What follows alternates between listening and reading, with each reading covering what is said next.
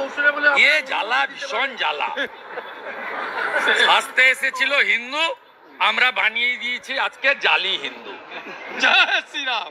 জালি মমতা জালি হিন্দু, মমতা জালি হিন্দু। রেড রোডে হিজাব পরে প্রেয়ারে যায়। মমতা মহাকুম্ভকে মৃত্যু কুম্ভ বলে, মমতা হিন্দু ধর্মকে গান্ধা ধর্ম বলে, মমতা জালি হিন্দু। হ্যাঁ ঠিক আছে, আমি মমতা ব্যানার্জির মতো 30 দিন রোজা রাখার পরে যে নামাজ হয় রেড রোডে, আমি কোনোদিন অন্য ধর্মে পার্টিসিপেট করি। আমি কাউন্সিলর, এমএলএ, এমপি হয়েছি।